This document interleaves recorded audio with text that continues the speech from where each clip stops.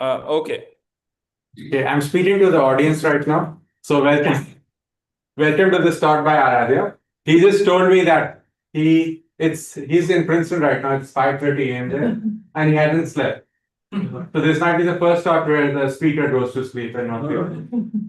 He'll be talking to us about many things, but mainly infinitely divisible privacy. So over to you.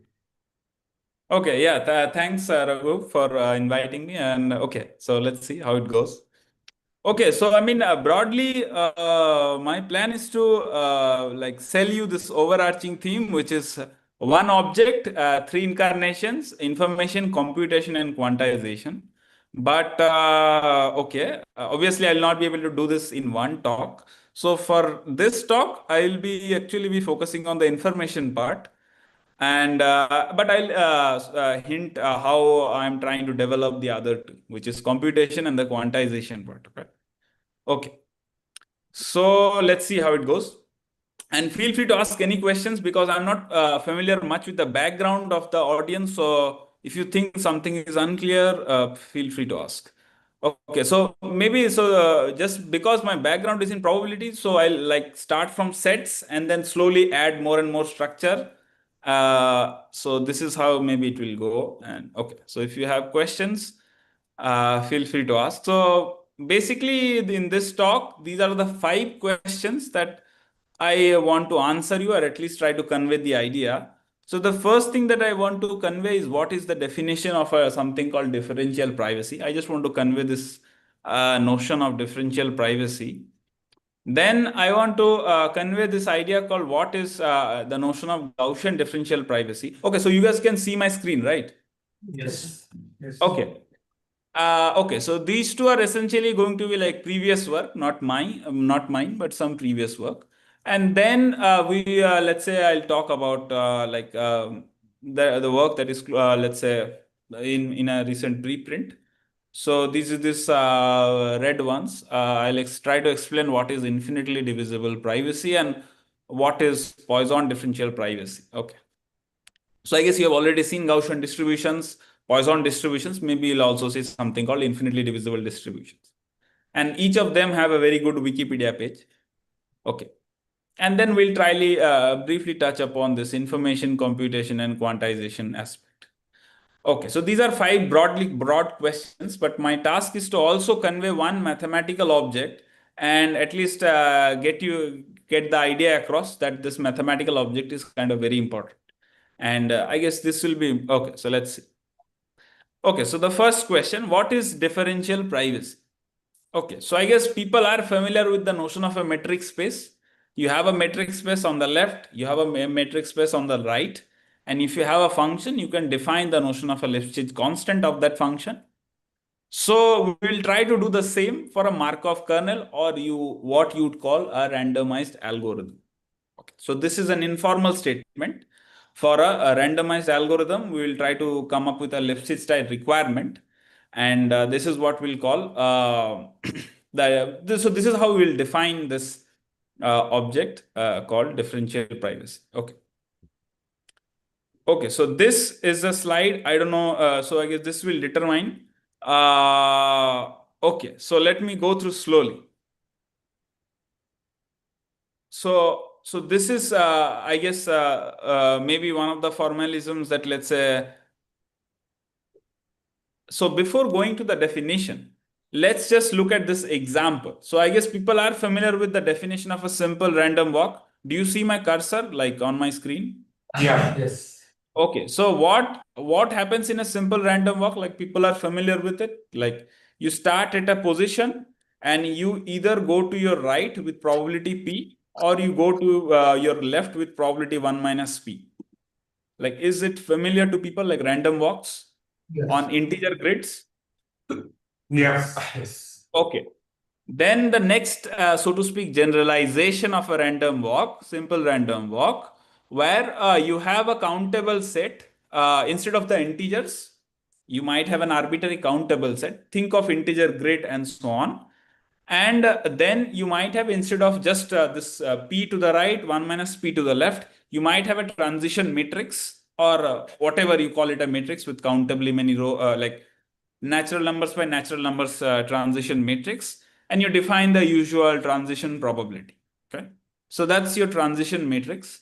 Okay, so these are all examples of what we are going to call a Markov kernel. Okay, now for this talk, you don't need to be very precise of what is the definition of a Markov kernel, but you have already seen maybe thousands of examples of Markov kernel, maybe under a different name. So I think it's also called a channel if you're coming from information theory. It's also called cryptographic encryption if you're coming from cryptography. But okay, if you're a randomized algorithm person, you'd also have seen the same object.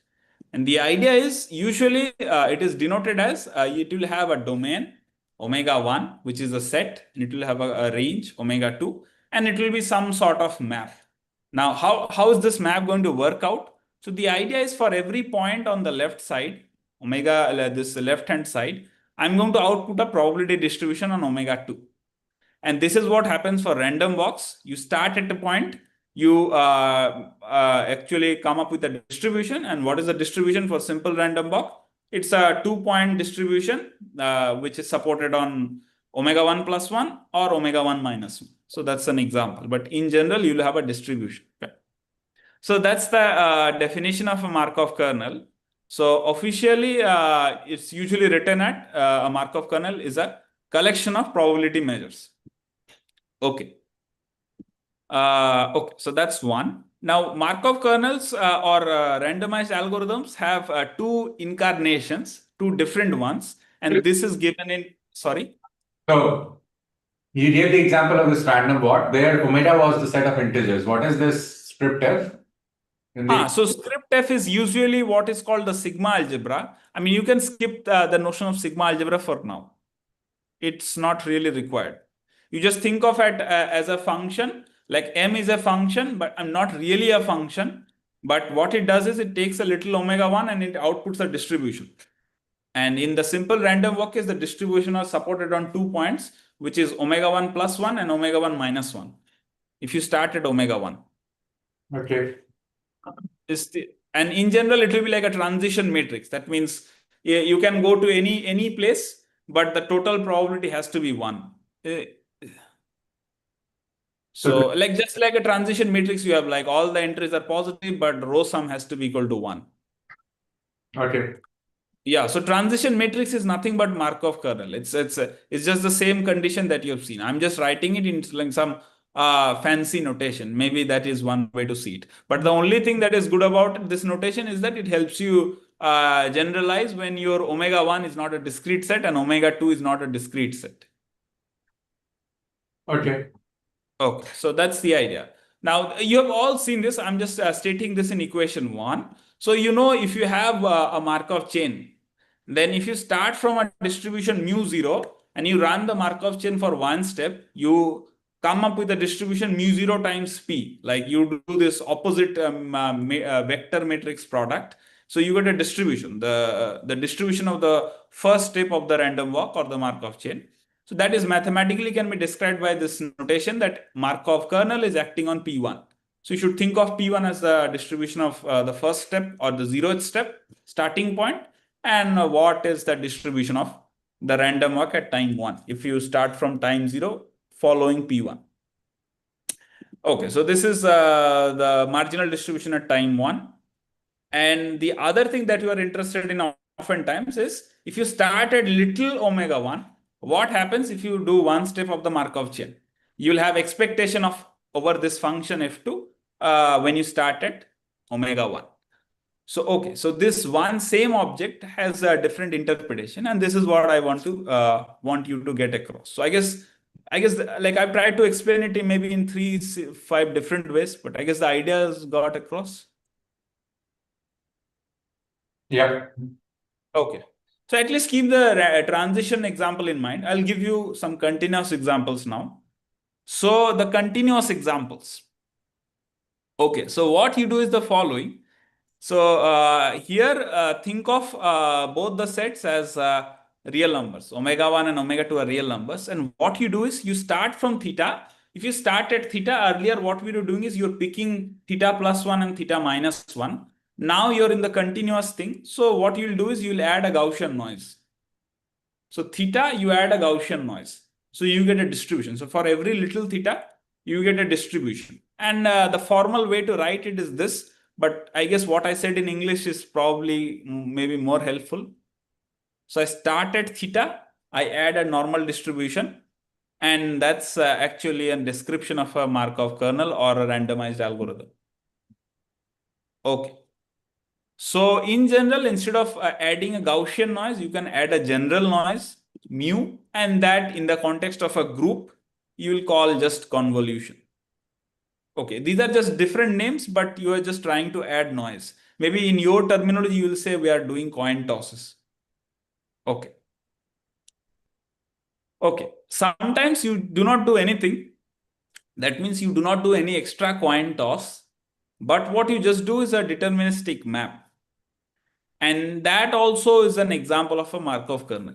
And this map you might have seen in many contexts. And I guess maybe many of you have probably already gone through this. So does the Simons Institute have like some pseudo randomness, like a workshop or something like a semester they had maybe 5-6 years ago? And if you like look at this Professor Luca Trevisan's lectures on pseudo random objects, you'll actually see very nice classes of deterministic functions f. For example, a linear map where omega 1 is like the binary 0, 1 to the t, and omega 2 will be binary 0, 1 to the n, where usually n is much, much larger than t. And you are trying to compute some f. And the usual f's are polynomial evaluations or linear maps. Okay. So this is how it is somewhat connected to, I mean, this different choices of f's give rise to more interesting pseudo-random objects. But that's maybe the most I can say for this example. Okay. So I've given some discrete examples, transition matrix, and that's like discrete, and some continuous examples. Okay. Like adding Gaussian noise. Now, okay, so here is something that is of importance, that usually you don't just have one Markov kernel or one randomized algorithm. Sometimes you might have more than one randomized algorithm. And then once you have more than one object, you'd like to do some algebra. And the way it works is, because everything is in the prob, so you just like that if you take two probability measures P1 and P2, in order to be within probability measures, the only thing that you're allowed to do is convex combination. If you just add P1 plus P2, you'll be outside the probability measure thing. So the only thing that you're allowed to do is convex combination. I mean, not only thing, but I'm just saying. So this is usually called convex combination of, let's say, randomized algorithms. You can do that. Okay. The other thing that you can do is you apply one step of the algorithm, randomized algorithm, then you apply another step of the algorithm. And that is what you'd call composition. So I guess basically it's like running the random walk for more than one time. I mean, you might have seen this Chapman-Kolmogorov equation type of thing, that if you start at P, then you'll become P square, P cube, and so on, if your P is your transition matrix. So it's just the same thing, but notationally written like this. Okay, do not worry too much about the notation, but I'm just stating what you have already seen. The other thing to do is sometimes also called, instead of really doing one after the other, you could do it simultaneously. And this is another way, and this is usually what is called the product, where what you do is you have the single input, but one guy is doing a random walk, the other guy is doing another random walk, and these two are happening independently, simultaneously. Okay, so that's product. So I'm just giving you like some intuitions where instead of one Markov kernel or a randomized algorithm, if you have two or more, what more can you construct from starting from these two? Okay. So at least this gives you some feeling about how to play with, let's say, randomized algorithms. Okay. So I've not still come to differential privacy. This is before differential privacy. Okay. So let's start slowly building towards differential privacy. So maybe before going to differential privacy, have people already seen the definition of differential privacy or some version of it? Yes. I think some people would know, but some may not. I see. Okay. So I think this is a remark or a opinion, the first statement. So this is kind of important that I don't know if it is helpful or not, but for me, when I'm trying to think, it is somewhat helpful. So this is how I see it. Every new definition in statistics or computer science is a requirement on a Markov kernel. Now, let me at least explain at least somewhat vaguely. So remember a Markov kernel, let's not worry too much about the sigma algebras F1 and F2. Just focus on capital omega 1, capital omega 2, where you start from, where you end at, and this M. So basically, every new definition is some sort of requirement on capital M, omega 1, and capital omega 2. Okay. Now, interesting fact that actually being Gaussian is also a requirement on a Markov kernel. Now you might say, wait a second, how can a Gaussian distribution have something to do with a Markov kernel or a randomized algorithm? It turns out it's a trivial example, not so of importance, but it might confuse you. So let me tell you. Basically, if you take omega 1 as a single point set, then by definition, M is nothing but a probability measure. And you know that a probability measure is Gaussian if its characteristic function or Fourier transform has a specific form. So being Gaussian is nothing but some sort of requirement on a probability measure. And a probability measure is nothing but a Markov kernel. But when your domain, the capital omega n is just a 1-point set. Okay. So just like Poisson distribution, any other distribution is also a requirement on a Markov kernel. Okay. So that's one. Now, slowly, I'll try to explain, and I'll focus on the first bullet point, which is what I'm going to explain, which is differential privacy is a statistical requirement on a Markov kernel, and cryptographic security, at least to my current understanding, is a specific computational requirement. And I'll try to emphasize the distinction between statistical and computational requirement. Maybe you've already seen it at the level of total variation distance and weakening of it, but I'll try to go a little bit more. And this is, okay, so we'll see. But roughly the idea is you want to construct or you would like to, ideally you would like to construct a Markov kernel. You've already seen multiple examples of Markov kernels, but whatever differential privacy is, it is a requirement on M. And the interesting question then will be, given this requirement, can we construct such an M? Okay. Okay. So that's one. Now, again, so, okay, so we are trying to formalize the definition of differential privacy. And remember, it is about a restriction on M. Okay, so we have three things to put restriction on. Forget F1 and F2, omega 1, omega 2, and M. So these are the three things. So we start putting restrictions. So the first thing that we put restriction on is first we say that omega 1, you know, as a set, you can define a relation. So you can define a symmetric relation. So that means if A is connected to little b, then little b is also connected to little a. Okay. But more precisely, what you can do is you can take this omega 1 as a metric space. I guess you are familiar with the example of a metric space, I'm assuming. So that means you have 2 points, you can define the notion of a distance. And when you have a metric space on the left-hand side, that means omega 1 is not just a set, it has a structure of a metric. You can define an equivalence, a symmetric relation, which is nothing but if 2 points are nearby, their distance is less than equal to 1, then you will say they satisfy the relation. Okay. Now, because we are explaining differential privacy, we can in fact further specialize. And this is the structure usually people take. So omega 1 will have a product structure. That means omega 1 will be a set, and with the product structure, this product is k fold, and the distance one can specialize to be just the Hamming distance. Okay, so if you take a vector, if you take another vector, you just see how many coordinates do they differ.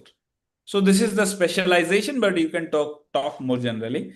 And the interpretation under this specialization, where you take a product and the Hamming distance, is that you start with k individuals and you remove one and you replace it with by another. So that's the idea. Okay. So we are slowly starting to get putting some restriction on omega 1, and then we'll put more restriction on m. So I guess until now it is clear roughly what is happening. Maybe the chronology is clear or no?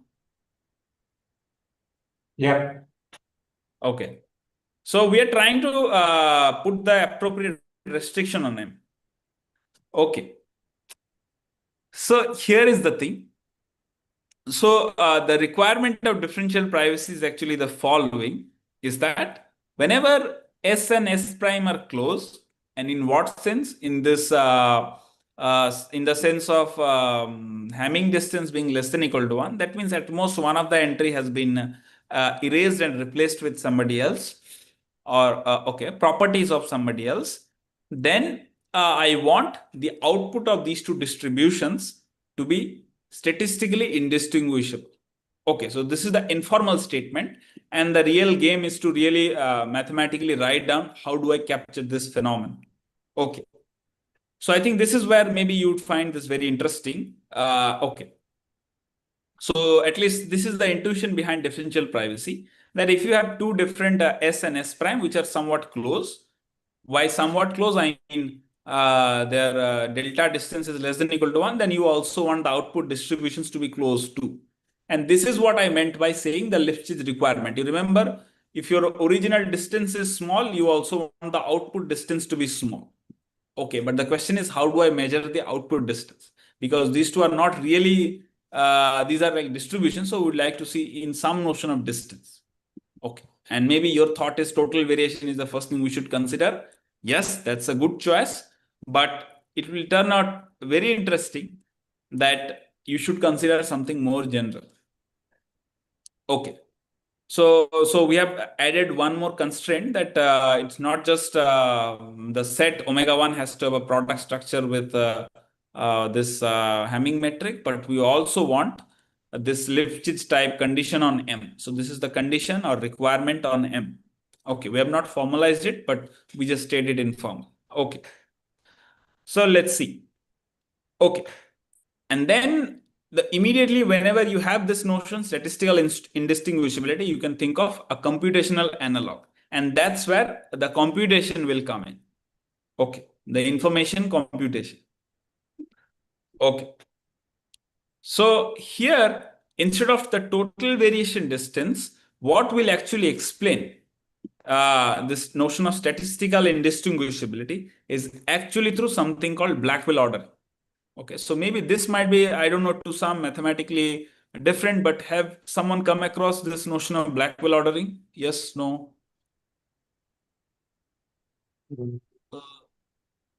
Okay, so okay, so this is maybe I'll try to explain in somewhat detail.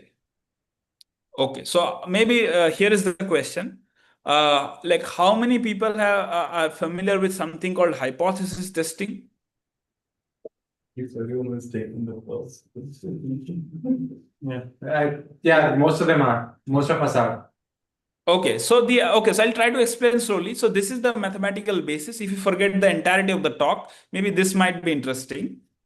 Okay, so basically the idea is you have a set, okay, again, so where things are happening. I don't know if you call it state space or you have your appropriate name, but where things are happening, forget about the sigma algebra for now. You have two probability distributions, P and Q. And the problem is you're given a sample, you do not know where it came from, whether it came from P or it came from Q. And you have just a sample and you have to decide based on the sample, you have to divide a procedure. That means you have to partition omega 2 into two pieces. If your sample gets into one piece, you'll say 1 or P. If it gets into the other piece, you'll say Q or 0. Okay. So you don't have to worry the names that I've given here. These are the usual names, type 1 error and type 2 errors. Doesn't matter what they are, but roughly the idea is reality is P, you are outputting Q. Reality is Q, you are outputting P. there are two kinds of errors you can do. So, okay, so you have two kinds of errors to make. Now, whenever you have two kinds of errors, there are multiple ways of minimizing it. Okay. The one way to do is take their maxima, then minimize, take half average, then minimize. Here, what I'm doing, and this is where a kind of very important thing happen. What happens is we fix one of the errors. Okay, we have two errors. We fix one of the errors at level alpha, and this is the notation. So maybe one question, is this notation P of phi makes sense to people? Like, is this making sense or maybe not? I think so. Yeah. So what I'm doing is I'm just integrating, like it's like P of omega, phi of omega, like sum over little omega. Yeah. Okay, so I'm just integrating. I mean, like capital P of omega, phi of omega, sum over omega. Okay. And the same here for Q. Q of omega, 1 minus phi of omega. Okay. Sum over omega. So, okay, so I'm fixing one of the errors at alpha and I'm minimizing the other. So maybe some people also call it Pareto frontier, but okay. This is what the quantity that I'm interested in. Okay. And remember that given a pair of probability measure P and Q, I am actually computing an entire function, the entire f. Okay. So I'm computing an entire function f. So that's important. I am not computing a real number like total variation distance between P and Q. I am not computing an f divergence between P and Q. I'm computing an entire function. Okay. So, okay, so let me explain, or let me maybe show you a picture. So usually this is how it looks like, okay? So these kind of curves that you see, this is how these curves T of PQ looks like. And this is what I'm calling trade-off function, okay? Okay. So at least the definition of trade-off function is clear. Like this T of PQ is clear or no? And okay, so what do you infimize over? Maybe that's a question. So I infimize over all possible partitions, okay? By partition, I mean all possible functions phi, which lands into 0 or 1. But the problem is this is one has to convexify. So one has to take randomized partition. And that basically means instead of taking just the boundary point 0 or 1, you have to take all points 0 and 1. Okay. And this M basically means whatever some condition called measurability, which you don't have to worry as of yet. Okay. But interesting fact that I am actually minimizing over all phi. So here is where you can see that this is a statistical requirement. You can restrict the class of phis. Okay. For example, indicators of polynomial threshold function or polynomial threshold function itself. Okay. Like which already has indicator. Okay. So I hope this is a statistical definition. Why is this statistical and why is this not computational is hopefully clear. So this is the main mathematical object that I guess is maybe different from what you are familiar with. Okay. Okay. So it looks obvious, but this is where I guess the real game is. Okay. So I have not yet stated what is the definition of what it means to say a randomized algorithm to be satisfying a notion of differential privacy. Okay, we'll come to it. But before what, and this is kind of very nice. So this is, I don't know if you're familiar with, basically this first theorem is some sort of so in information theory, oftentimes you'd like to do is vary this P, vary this Q, and then see what are all TPQ that you can ever get. Okay. So that's the idea. So you vary P, you vary Q, and then you ask what are all TPQ functions that you can ever get. And it turns out that there's a beautiful characterization that any such function has these four properties. So that means if you start with a P and a Q, the TPQ will have these four properties. That means it will be a convex function. I'm assuming you know the definition of a function being convex and being continuous, non-increasing, and satisfying this condition. And remember the picture, this picture satisfies all these functions, satisfy these four conditions. Step number one. Step number two, that if you come up with such a function, it satisfies this four condition, you can construct a P and a Q such that F equals TPQ. Okay. So it's just an interesting, cute mathematical fact. Okay. And this is in some previous paper. So whenever I write two, I mean this paper. Three is, let's say, this paper. Okay. Well, which slide was I on? Maybe this one. Okay. Okay, so now the definition of differential privacy, and maybe I'll pause here. So the definition of a differential privacy says the following, and that randomized algorithm, that means whose domain is this, I guess you're familiar already, that a k dimension, k-fold product of whatever space you are in, features of an individual and k many individuals, and this Hamming distance, and your randomized output somewhere in omega 2. Think of average height, average weight, I don't know, average food intake or something. So these are happenings in omega 2. It can be real number, it can be integer, it can be 0 or 1, it can be in the hypercube. Okay. So we say that a randomized algorithm satisfies F differential privacy for some trade-off function F. Okay, if this happens. So this is the new definition. Okay. And why is this new and why is this different? Now, okay, so maybe this set of slides I have not included, but I guess the most familiar definition that you have seen about this indistinguishability of two distributions is the following, that total variation distance between P and Q is less than equal to 1 over n to the C for any C. So less than equal to any polynomial. Okay, so that's like saying PQ is polynomially close for any polynomial. Here, what I'm saying is not that. I'm not comparing with any absolute object.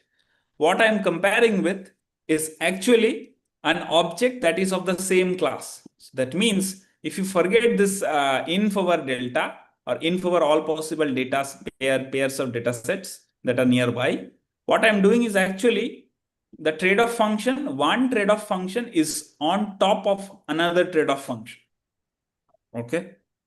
So that's the importance. I'm comparing one trade-off function with another. I'm not comparing one trade-off function with an absolute object like that you have seen in maybe classes where total variation distance you bound by 1 over any poly. Okay, so this is the qualitative difference. Now, does it help? Okay, first thing, this is not really relevant, but let me just state that if you have seen this definition called epsilon delta, actually this definition of epsilon delta is also comes under this framework where you take a specific f. Okay? But maybe let me pause for this definition. Okay. Should this be the natural thing? I mean, like you mentioned Blackwell ordering, right? There, you know that the optimal test looks like a likelihood ratio test. And the Yes. usual definition of DP is in terms of likelihood ratios. So that's where the correction comes from, right? So you go from the optimal things should look like likelihood tests to the fact that we will reformulate the usual definition of DP in terms of the trade-off function. And then you say, okay, this is for one particular trade-off function, this is what it looks like. So now I can take some non-optimal trade-off function and see what the F privacy would be. Isn't that how it's going? Yeah, this is one way to think. Yes. Okay. That's true. So yes. So here Yes. In some sense, the foundational thing is the thing that is not actually on the slide, which is the likelihood ratio, right? I mean, that is the thing that underlies both the usual definition of DP and the Blackwell ordering. True. That is true. That is true. Yes. And that is this slide. Okay. Good. So, okay. Yeah. So, okay. So at least the definition is clear. I have a maybe it's non-intuitive to me. I would expect there to be a less than sign, right? Because you want it to have smaller error. Why is it greater than? Yeah, okay. So good question. I'll come to it. So maybe one thing, because these things are binary, so it will always be confusing. So maybe like once you go out and think, and then you'll say, oh yeah. But I'll explain it anyway. Okay. Okay. So I've just rewritten the definition of the most important mathematical object. Okay. So basically, the fact is, whenever you have an optimization problem, you'd like to say that, can I solve it? That means, for this case, is there a optimal phi star that we can find? And it turns out that yes, you can find an optimal P star, and that is usually what is called the Neumann-Pearson lemma, just a name. But basically, that means this optimization problem has an optimal solution. And the optimal solution is nothing but a likelihood ratio test, which basically means this optimal phi you can take like this, and that satisfies this. Okay. So this is the idea. Now you might remember that if log dq is a polynomial, then this thing is by itself a polynomial threshold. But if it's not a polynomial threshold, then you might be in a trouble. That means if you are not allowed all measurable functions, but if you are some restricted class of functions, then there is problem. How should you formalize this object? Okay. But if it is allowed all measurable functions, and that is if and only if statistical indistinguishability in a sense. Okay, so maybe I'll pause for another second and then I'll go to the next slide. So I'll explain now the opposite ordering, like greater than equal to versus less than equal to problem. Okay, so this, at least this TPQ is clear, roughly what I'm trying to say. Maybe, okay, so one reason is I have not computed any TPQ for you. What I've said is this is the definition, take it for granted. Maybe that's a little bit problematic, but at least one good thing is you can compute it exactly, at least up to this notation, okay? And I'll show you a little more explicit examples of how TPQs look like in the next couple of slides. Okay. Okay. So I'm just repeating the fact that TPQs, if you look at all TPQs, they will have these four properties, okay? Convex, continuous, non-increasing, and so on. Here is the real, okay, so this slide is kind of important, and this is kind of a switch in perspective, okay? And let me emphasize, okay, and this exact four lines are important. So usually when you say two distributions are indistinguishable, forget about whether they're statistical or computational. It doesn't matter what they are. Usually what you do in cryptography is you compare with something absolute. That means total variation distance is less than equal to 1 over n to the c, or in some other way, okay? But let's say this is the example. Instead of total variation distance, you'll usually have soup over a class of functions that you can do, polynomially computable functions, or maybe, I don't know, I think there are multiple other names which I'm not so much familiar with. Maybe branching programs is one name. I'm just listing the names that I found from Simons Institute website. I guess you are much more familiar, but basically, what I meant is instead of allowing all measurable functions, you will allow a restricted class, and the same you will do the way you try to compute total variation distance. Okay, but that's not the way this Blackwell ordering works. It is somewhat relative comparison, and this is important. How is this? Okay, am I going to explain this? So the idea is the following: that usually we are given two distributions P0 and Q0, and we are trying to understand, can I compare this? And maybe the usual thought process is try to compute their KL divergence, try to compute their total variation distance, or some other version of Rene divergence and so on, and try to see whether that is small, large, and based on that decide about the understanding of that object. Okay, that's a good idea. But here a little bit different things is happening, is that you start with P0, Q0, you compute this curve TPQ0, you start with P1, Q1, and you compute T P1 Q1 and then you compare whether one of them is larger than the other for all alpha. Okay. That means you have this, you see on the left hand side, you have multiple curves. So you try to draw one curve which is above some other curve. If that happens, then the explanation is that, and this is kind of the binary thing which might be confusing, but this is what happens.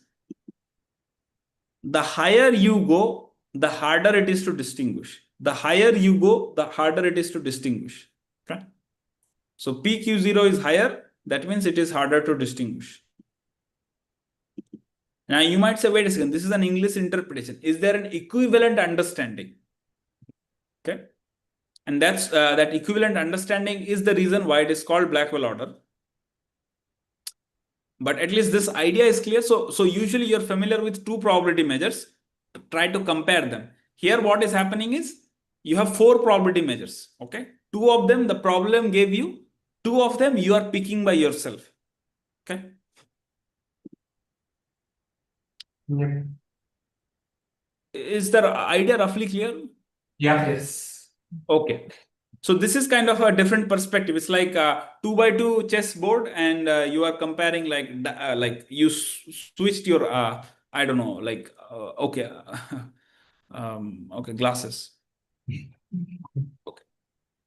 Okay. So maybe this slide will be a little bit confusing, but let me explain that whatever I said here, this theorem actually justifies. Maybe I can share the slides and you can take a look, or maybe you can find this in this paper number 2, which is Gaussian Differential Privacy paper.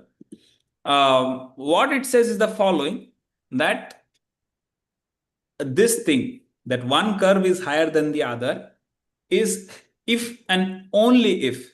So this phenomena happens if and only if you can simulate P0 and Q0 from P1, Q1. Now, what is the meaning of simulation? Simulation is nothing but the same object that we have been talking about, which is there exists a Markov kernel such that P0, Q0 can be simulated from P1, Q1. Okay.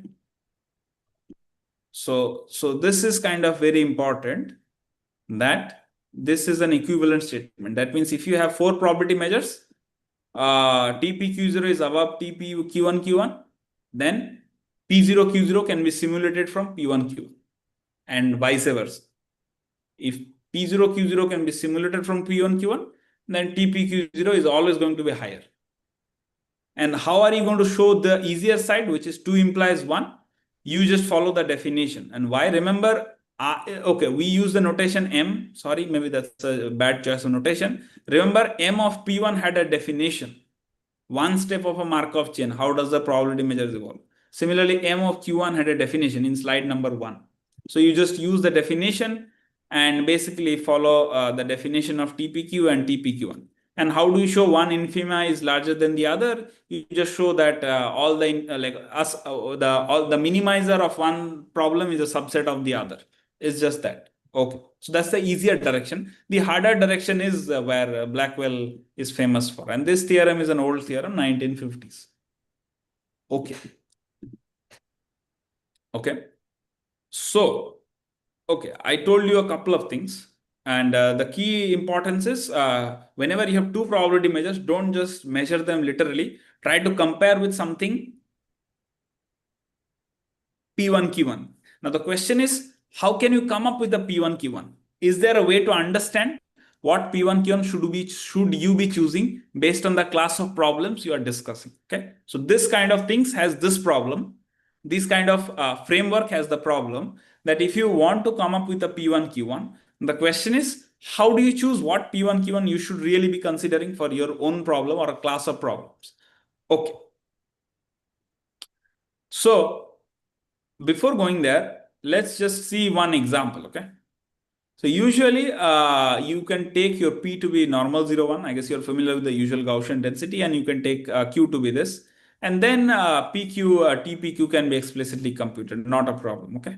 I guess if you have seen isoperimetry, I don't know, you might see, you might have also seen this formula appearing somewhere. Okay. Okay. So now the interpretation that it has is that if TPQ is greater than equal to G theta, the interpretation is that, and this kind of important, the interpretation is important, that it is difficult to distinguish P and Q, then it is difficult to distinguish a pair of Gaussians. Okay. And why is it helpful? Why is this thing helpful? The way it will work is you won't have just a single TPQ, you will have P prime Q prime, and you will have more and more observations. And there, I guess you remember that in CS, usually you have the problem of error accumulation. If you do everything in terms of absolute errors, you'll have error accumulation problems. Here, if you do it relatively, obviously you will also have error accumulation problems. But the problem is error can be accumulated in the optimal way so that you will have probabilistic statements, okay, on the right. That means, I'll explain, okay. So, okay, so I'll try to explain the power of a relative comparison instead of comparing something with absolute, like 1 over poly. Okay, and the other thing is we're not looking at a single real number, we're looking at actually a function, okay? So at least this is, until this hopefully is clear. By the way, you have Yes. 10 minutes left. Like how much time do I have? 10 minutes? Yeah, okay. So yeah, I'm almost done. Okay, so I'm just remembering the definition. And the idea is, and this is kind of the importance, that, okay. So today somebody asks you, release, let's say a data of average height. Tomorrow someone asks you release average weight, and so on. If people keep asking you more and more question, what happens is if you keep releasing more and more data, then you will release more and more information too about the individuals whose data you are releasing. Okay. Okay. So that's good. I'm not good, but okay. That's what is happening. Now, the key thing that happens here, and this is how really the error accumulation can be mathematically captured, that if you release more than one information, let's take two information, and this is again a theorem from this Gaussian Differential Privacy paper. What it does is, if you release more and more information, the first satisfies this baseline f, and this baseline, remember, instead of g theta, you'll have f. The second thing, M2, if that has baseline G, then the entire information that you release is actually captured by this. Okay. Okay. Now, what is this notation? F star G. So this is the notation. So you remember any F has a representation, it is TP P1 Q1, the baseline. Any G will have a representation TP P2 Q2. What is F star G? F star G is by definition this quantity. Okay. So remember, we have only one important object, this T of PQ. So two kinds of errors. We fix one of the error, minimize the other. That's one. We get an entire curve, which usually looks like this. And on those class of curves, we define a product operations. Okay. And this is the accumulation of error operation, if you want to think of it that way. Okay. So this is the definition. Now, there are certain properties that you do not need to worry. But basically, you have one very important object, TPQ, and you have this product structure or product operation, not structure, but operation. One object, one operation. Okay. Okay. Then what? Okay. So basically, the most important result of this paper, this Gaussian Differential Privacy paper, says the following. Okay. What does it say? It says that if you keep releasing more and more information, your privacy will degrade. That is bound to happen. But can you really say how much will it degrade? Can you really mathematically justify or mathematically write down a clean expression as you release large number of information, in what way your privacy will degrade? Okay. And privacy degradation means this, the more and more tensor products you will take, your baselines will go down, okay? And interesting fact is, what they proved is they showed a central limit theorem. And this is what I meant by that you'll have a probabilistic phenomena and you don't really have to worry about error accumulation, okay? Errors will accumulate. That's nobody can deny. But basically, you can actually show how it will do, okay? And basically, their interesting fact was a central limit theorem. That means these errors will converge to a Gaussian curve, okay? That means it will converge to TPQ, where P is a Gaussian, Q is a Gaussian, okay? Now, the interesting, you might remember in the slide title, there was a thing called S square equal to 2K. So here is where their question was, and let's say my work starts, or at least the inspiration of my work. They showed that, sorry? Small k and capital K are the same? No, yeah, sorry, what is the same? The small k and capital K are the same? Yes, yeah, sorry. Oh, maybe that's yeah, so that's a late night problem. Sorry. Yeah, both are same. Yes, there is one K.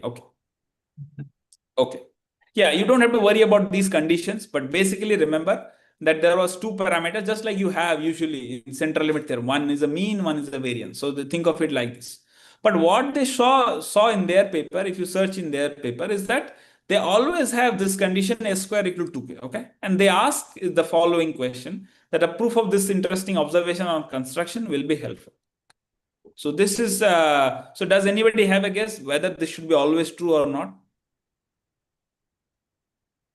Should be true. Okay, so let's see. So do you always see in central limit theorems where the mean is somehow connected to variance, or are they sometimes different? Okay. So, okay, so this is where the third thing comes. So I remember I had 4 questions. So this is the third question. And basically, I have written it again that if you take more and more, you release more and more information, your privacy will degrade. And usually this is captured by this tensor product operation. Okay, so this is, remember, this is kind of important because it captures exactly how your privacy degrades. And what they showed is that their thing usually looks like this. This mean is somewhat connected. Okay. But here is the thing. Let's say we are interested in not so much continuous things. We are interested in discrete things. Now, this is a vague statement. What do I mean? So how about, instead of considering this generic things, how about if I consider my baseline to be Bernoulli's? Okay. So that means my baseline curves, when I'm releasing the first information, I am saying I need to be at least better than the trade-off curve, which is a trade-off curve between a Bernoulli lambda over n and Bernoulli lambda 2 over n. Okay. If you do that, I guess you all very much are familiar that binomial, not Bernoulli, but binomial n comma lambda 1 over n converges to Poisson lambda in whatever sense, doesn't matter what sense, but it does so. Okay, so it will turn out that if you take this, you will converge to a Poisson and not a Gaussian. So their claim was in their paper is you always get Gaussian. I mean, it was not their claim. They showed that that's why their paper was called Gaussian Differential Privacy, that they proved under a large condition, you'll always get Gaussians. The first thing I'm showing is that you will not always get Gaussians. And this is you can find the proof in the paper, but basically the idea is, okay, binomials converge to Poisson if your scaling is correct. And this is the intuition that it is sparse random graph. If you have binomial n comma lambda over 2, the number of degrees at the end in the infinity n equal to infinity limit, you will have Poisson lambda in any universe. Okay. So the question that turned out is basically what are all limiting baseline trade-off function that you will ever get if you release more and more information. Okay. And that's the one of the important results, that basically what will happen is that if you release more and more information, that means you start with a baseline and you release more and more information. That means you release this information, okay, n times. Do not worry about fn, but just think of f to the n. So that means your baseline is f and you're releasing your baseline is f for the first release, for the second release, for the third release, and so on for the nth release. And if you release all the n information, average height, average weight, average phone time used, and so on, then basically your privacy will degrade. And if it degrades and converges to something, can I guess what that limiting object will be? Now, basically, their paper, the Gaussian Differential Privacy paper, said that it will be a Gaussian with this weird mean and variance relation. Okay. The question was, in general, what will it be?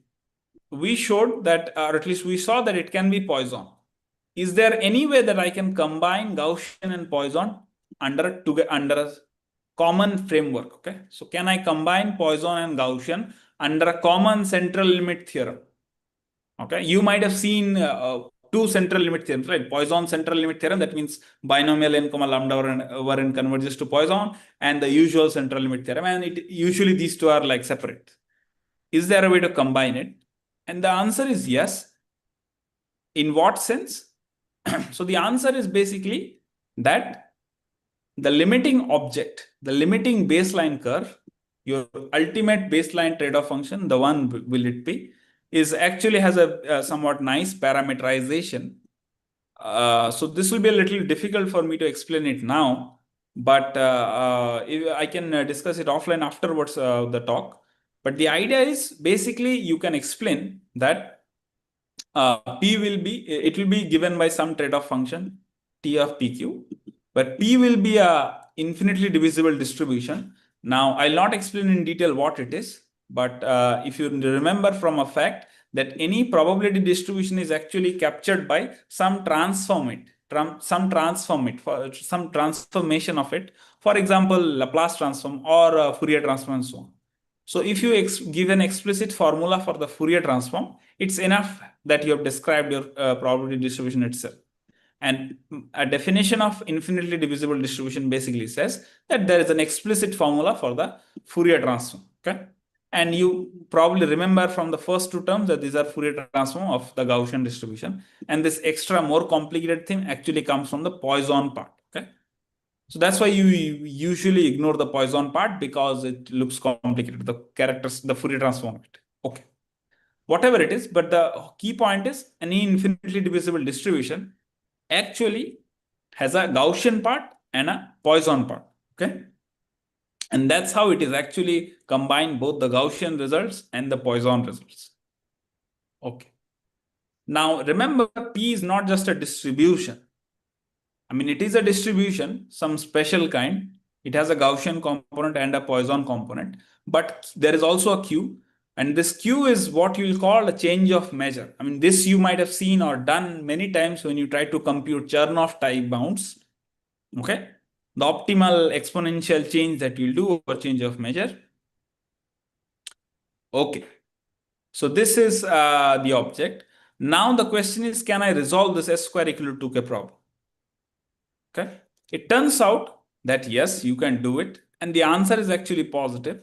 And the question is, how am I going to resolve it? So do not worry about the first four lines, equation 8 or 9. Just focus on directly here. Okay. So how am I going to explain? So the explanation is the following, is that let's restrict ourselves to the Gaussian case. That means we are at the end.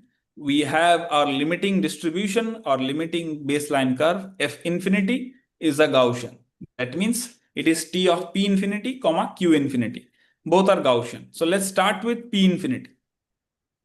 Okay, so P infinity is Gaussian, means it has a mean, it has a variance. So let's consider the mean to be minus k and variance to be mod s. I mean, it doesn't matter. You can take just s. Okay.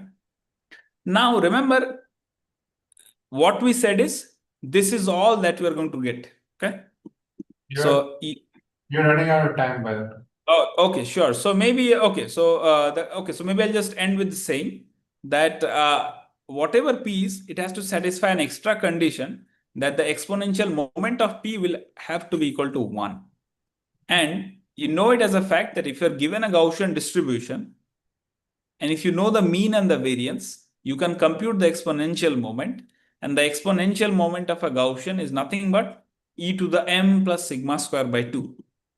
But e to the m plus sigma square by 2 has to be equal to 1. Why? Because that is nothing but the total mass of another probability measure.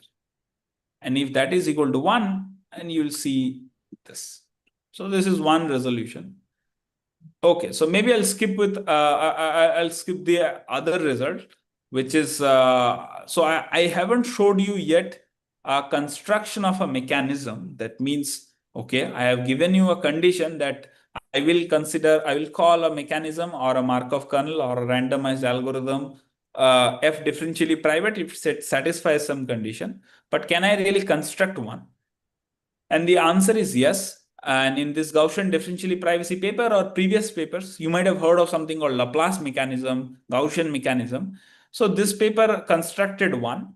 And what I asked in my paper is basically if the baseline curve is not a Gaussian trade-off curve, but a Poisson trade-off curve. So that means my baseline trade-off curve, I want to be better than, I want that curve to be not pair of Gaussians, but pair of Poissons. And this is usually the case when you're releasing in a graph, let's say degrees of a vertex. Then you want to release the information in such a way such that people will have confusion whether the degree is Poisson lambda 1 or Poisson lambda 2. So that's the, so to speak, intuition of considering this baseline privacy notion. And then the question becomes, can you construct a mechanism M that will actually achieve this privacy? And I am able to, let's say, construct. So this is, let's say, one construction, but do not worry too much. Maybe I will end with this. I'll stop with this slide. So maybe, yeah, so this is not relevant so much, but maybe I'll stop here. Okay. Okay, so yeah, I'm done.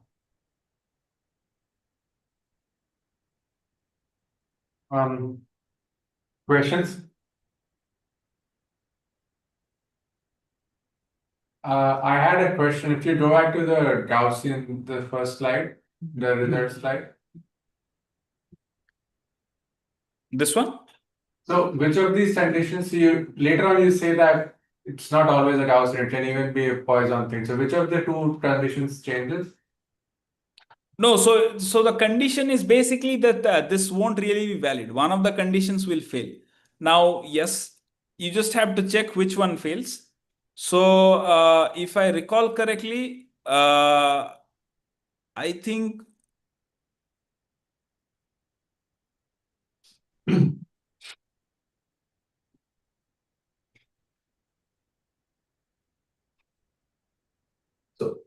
So I think a related question is, so when you say that S square is equal to 2k, what does that mean? So that means that if you have any sequence of test functions which satisfy the other three conditions, then the fourth condition has to be satisfied with k equal to S square by 2. no. So, okay. So here is the thing. Yes. So these are, okay. So one thing kind of important that usually central limit theorem is established under sufficient conditions. Okay. Yeah. So these are sufficient conditions. No, but then you're claiming that these four sufficient conditions somehow can only hold if S square equal to 2k, right? Because this is a, so it's saying that there's these four conditions are not actually independent of each other in some sense. Once you have Yeah. True. Yes. True. And the dependence comes actually, if you write in this way, it will be difficult for you to see the structure. If you write in this other way, you will see the structure more. So that means, so this is the structure that you will have f will be the limiting object, will have two probability measures, P and Q, because any trade-off function comes with two probability measures. What I'm saying is this one side will be whatever, it will have a Gaussian part and a Poisson part, but it will not just be end here. It will have to satisfy that exponential moment of P has to be equal to 1. So this is the extra condition that will have to be there. okay. And then whatever, so it doesn't matter how you write your central limit theorem. So it does not matter whether you have 1, 2, 3, 4.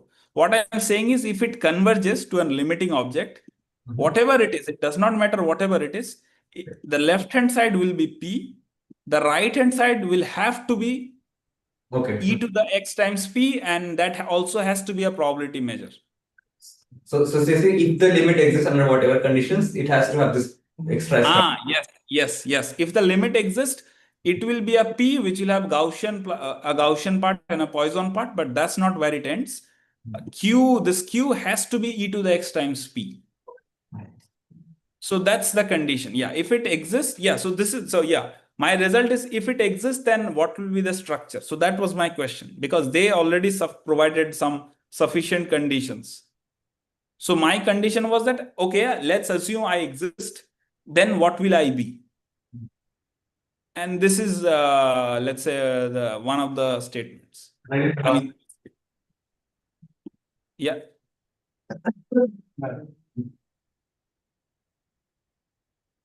Okay. So,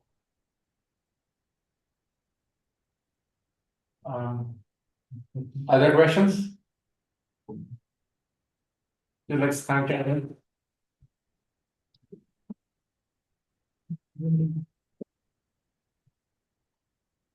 Thank you, Aaradhya. Good night. I'm going to end the call. Good morning. no, maybe one thing I guess you might be interested more. Maybe, okay, so this is not part of it. Okay, so how do I incorporate computation? I mean, yes, so maybe in a few months, I'll be able to tell you in much more detail. But let me tell you one thing that is already out. I mean, this is not in my paper. But the key idea is, I guess, maybe you're coming from CS or information theory. So I guess you like very much data processing inequality. So Yeah. this is version of data processing inequality. You have seen probably the information theoretic version, that mutual informations decrease or increase. But if you want to write mathematically, this is actually the version. I mean, one version. What does it say? It says the following, that usually you are interested in a pairs of probability images P and Q. And what you have is this idea called D of. So, okay, so the idea is your whatever divergence measure it is, if it satisfies data processing inequality, and that is the usual condition you assume. Okay, and then you try to show that your F divergence, whatever F divergence you have come up with, whether it satisfies or not. This theorem says the following: if your divergence measure, whatever it is, if it satisfies data processing inequality, and I guess you'd want any procedure that you are going to come up with will satisfy data processing inequality. This theorem says if your divergence measure satisfies data processing inequality, then your divergence measure will be a functional of the trade-off curve. Okay. Okay. Now, if you want, wait a second, this seems an abstract result. Yes, it is an abstract result. But if you open this paper and go to the appropriate section in the appendix, you will actually see how can you write the total variation distance explicitly. How can you write the F divergence between two probability measures explicitly? And I guess I don't know, maybe in information theory, you also like doing something called integral representations. Like you want to write something integral between 0 to infinity or 0 to 1. You will actually see in the phenomena exactly all those integral representation phenomena through this functional or function TPQ. And in that sense, TPQ is Everything is a integral of the return derivative, no? Because what this TPQ is capturing in some sense is like the tail integral of the return derivative.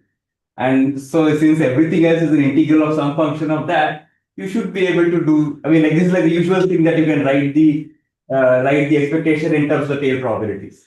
Yes, very much so. But that's where the yes, that is true. That is true.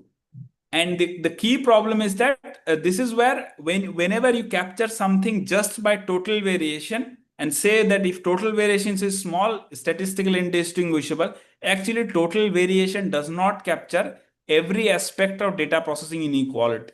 Yeah, And yeah, so if you want to say something is actually statistically indistinguishable, actually you should be using this TPQ ordering. And not just for statistical indistinguishability. Actually, you should also do for computational indistinguishability of two measures the same thing. Except when you define TPQ, actually, instead of infimizing over all measurable functions, you have to restrict over whatever functions that you can compute and hope that you can come up with an explicit solution. And this was the case in some examples where I saw, but it does not matter. for now. Let's. Okay. So so I'm trying to basically write down a new definition. I mean, not new definition, but basically, so I guess you already are familiar with this Oded Goldreich like book, pseudo random generators, a primer or something. There you've probably seen the TV definition, or maybe everywhere you see the definition of a pseudo random generator with always TV definition and the other one, which is computational and indistinguishability definition. Okay. So this is something I'm trying to write down in terms of TPQ. Can you hear? That's what I'm trying to call computation. Yeah. Can you hear us? Hello. Hello? Yes. Yeah, can you hear us? Yeah, I can hear you. Yes.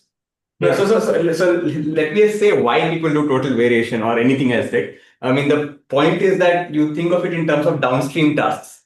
So you want to so you want to think of it in terms of saying that if I give you a guarantee, you should quickly be able to tell me how your answers on a downstream task will differ. So if I definition of of pseudo-random generators in terms of total variation, then I can the probability of any event whatsoever will differ only by so much.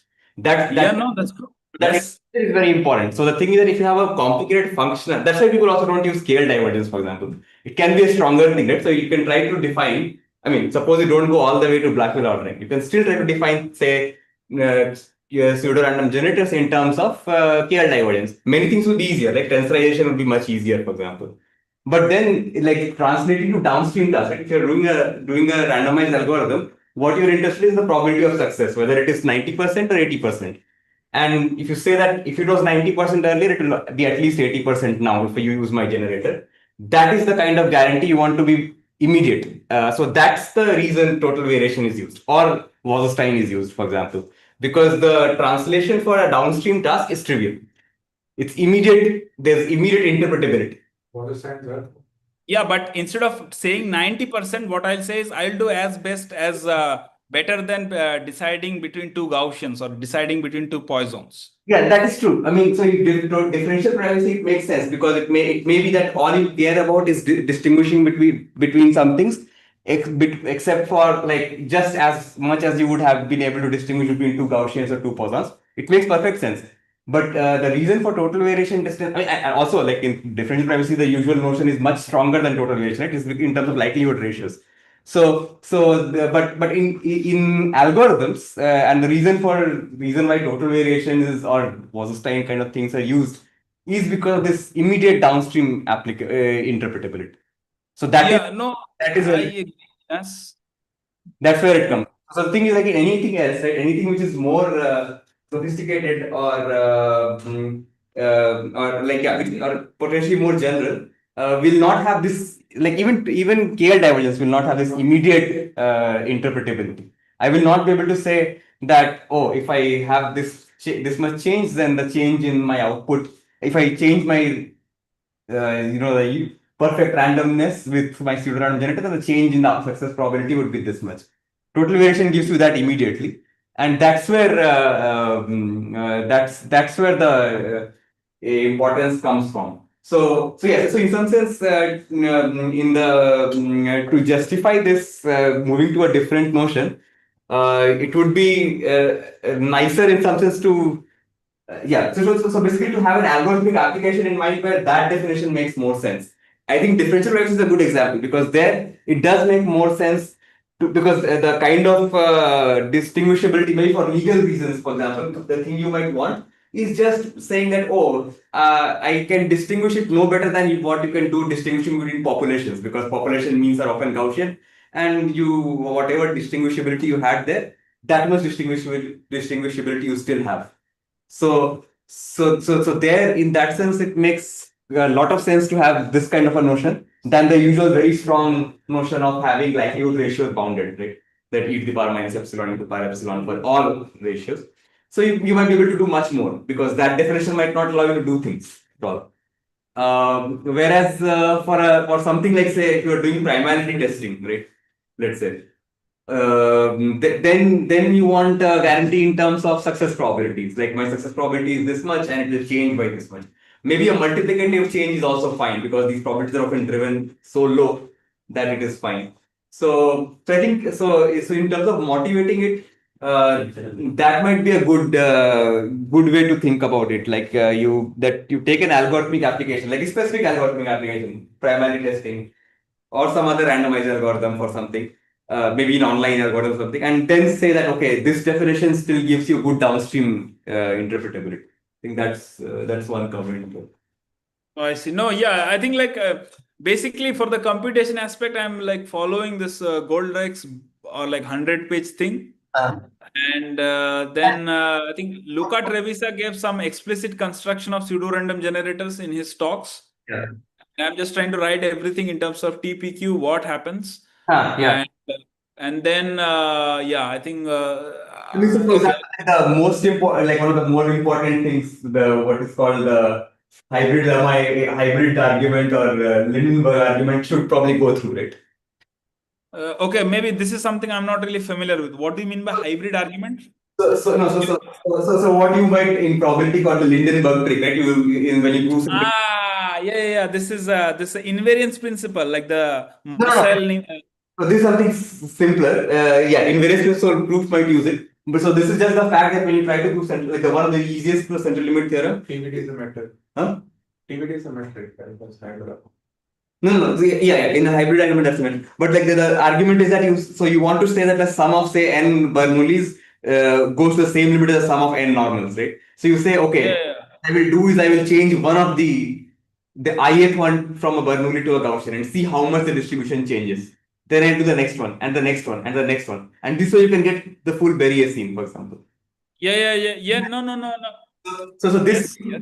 so a version of this is called a hybrid argument. I think Impaghi maybe said this. It's sort of like it's the interesting thing which I think is due to Impaghi or it's I think it's this fact that this is called a hardcore bit thing that in order to generate a pseudo-random generator, it's actually necessary and sufficient to have this construction of something called a hardcore bit in the sense that the next bit should be hard to predict, not just the whole. And if you have the whole string random, certainly this should be true. But what we showed using this kind of a thing is that it's actually just this bit that you have to show is hard to is pseudo random in some sense. So maybe that conceptual thing is the point where to attack in some sense. Because with total variation, this thing is quite easy because it just nicely adds up. But how it happens with other metrics. I mean, for example, yes, I mean these properties in terms of tensorization, etc., are very different, right, between all these different metrics, KL divergence, total variation, and so on. So Yeah, no. Yeah, so this tensorization has a very clean, and this is basically tensorization. This definition that I told you, like this is like the error accumulation happens exactly. This is what is called the tensor product. Yeah, so total variation, for example, has pretty bad tensorization. But so I should also say that I'm not an expert in pseudo randomness, so what I might be saying might be wrong. But I think this hybrid argument, it's like one of the simple conceptual things which seems to be quite central. So that might be one thing to latch on to it. Everything goes. Yeah. Okay, yeah, I think I do you know like exact reference? Maybe I can email you too. Like this is something I haven't heard of this hybrid. The book makes if you just search for the word hybrid in the book, it must be prominent. Yeah. Okay, yeah, this is something I'll search for then. Okay, yeah. Yeah, okay. I mean, my main claim is that, I don't know, maybe in CS, what I felt is like this error accumulation is somehow treated as like a problematic situation, like in the sense that, okay, errors are accumulating, we are in like trouble. I think that something can be gotten rid of using probability. That sometimes can be gotten rid just with KL divergence also, right? I mean, that also tensorizes nicely. But yeah, the problem is that this downstream. So one thing there is the case that okay, so usually with all those tensorizations, usually what happens is you get a greater than equal to. But here, okay, you can ask this question. Usually the way it will work it is an exact equality. No, KL divergence is also an exact equality, right? KL divergence of P tensor P. Yes, true. But the KL divergence has certain problems, which is I haven't explained here. But basically, I guess you already know that it requires absolute continuity and so on, in the sense that, But yeah, those kind of yeah, not a problem in the CS setup, right? Because of discreteness and things like that. yeah, but usually, yes, you remember, like in differential privacy, also usually in CS communities, delta is taken to be 1 over n or 1 over poly something. Yeah. But like I mean, with the earliest definitions, you don't even have a delta, right? You just put a e to the power minus epsilon. Like the strong. Yes, very true, very true. Yes. Yes, yes. So people have done that, and that is really strong, right? That implies everything. Total variation is small, KL dimension is small. Yeah, but every such conclusion that you make from that definition is actually suboptimal. No, that Like is all because this is all from those composition theorems, yes, they exist, but they're like suboptimal. So maybe I did not explain it, but basically this general composition theorem. So this paper, if you look at this guy's like I don't know, Simon's Institute talk, actually you'll see why this guy like proposes this. Basically, I mean, also in his paper. I'm not discounting that. I'm saying it's certainly true. What all I'm saying is that the reason people use other things in context other than differential privacy, there is a reason interpretability.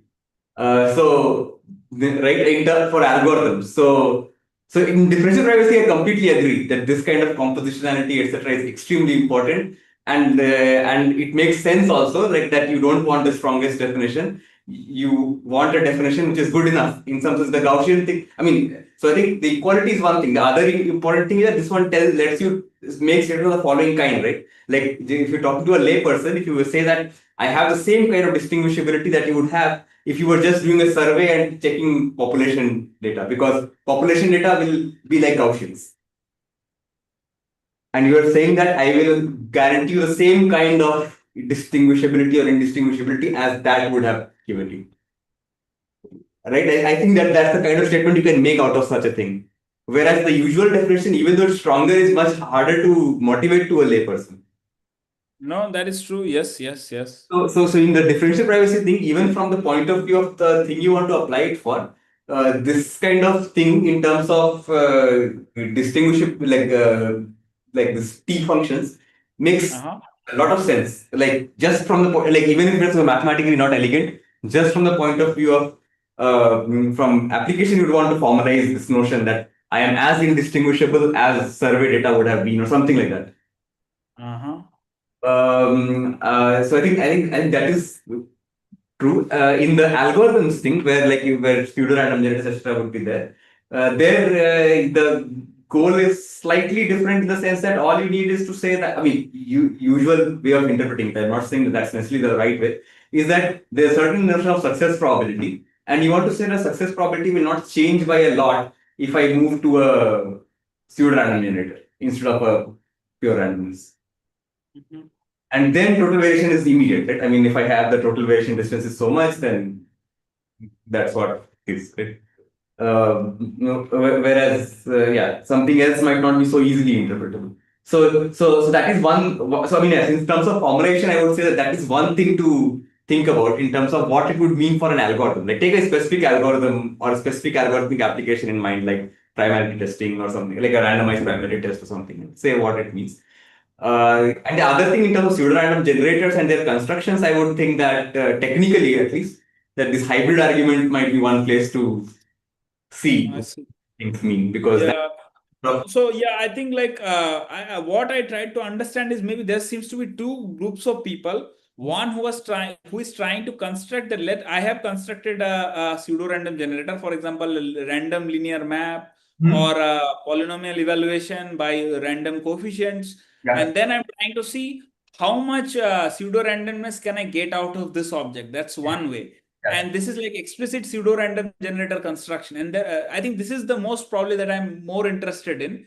But the other community seems to be like pseudo randomness is if and only if hardness, and if and only if some other more condition, like it's like like this polynomial reduction kind of problems, which maybe I'm not so interested in. But I thought there is no unconditional pseudo random generation, right? I mean, all the constructions will assume something of this kind. Typically, when you say something is pseudo random, you have a target in mind. So you can say something like, if you have a computer that takes time t, then and t is small, then it will be pseudo-random for that set of computers. So, okay, so I guess the key example that I remember from like Lucas talk is pseudo-random with respect to half spaces, pseudo-random with respect to polynomials, pseudo-random with respect to k-wise independent test functions, and so on. So I say these kind of explicit like test functions. So because in my framework, what I can do is I can fix, okay, if I'm going to take my fees to be k-wise independent. Like phi is okay. So you remember omega 2. I can consider omega 2 to be a product structure, and I'll say the only function that I'm allowing is k-wise independent. So think of P is a product. P is not a product measure, but P is a probability measure on omega 2. Omega 2 has a product structure like x to the k. Forget about differential privacy and anything. Just think of omega 2 as x to the k. And then P. What they will say that k-wise independence looks like pseudo-random to a certain class of functions. That's what. Yeah. So so that's what I mean. Like P and Q may be completely different for when I minimize over all measurable functions. But when I minimize over k-wise, then they look the same. So that means T of PQ is like the 1 minus alpha curve. Yeah, that's the point. Yeah. So what I'm just saying that like so there are two things, right? Like I mean, the holy grail is the following. Say suppose you have the algorithm for say primary testing, right? Or some randomizer that you use in practice. You would want to say randomness is not needed. In fact, that is the conjecture. That randomness is not needed. That we are having to use randomness is a failure on our part. So randomness is not needed. So there are two ways now to prove this kind of a conjecture. One is you go through all the algorithms and like one by one de-randomize them, come up with versions of it which do not need randomness. So that has been done for primarity, but it has not been done for almost everything. Like primarity is famous because it's one of the few things where it is known. So the other way of attacking it is to say that, oh no, in general, I will give you a procedure which will generate these bits that if you feed to a algorithm that only takes so much space, so much time, it will act as if it was a random string. So the second kind, this kind of holy grail thing, usually it always requires some, not usually, it always requires some hardness assumption that something is hard for something.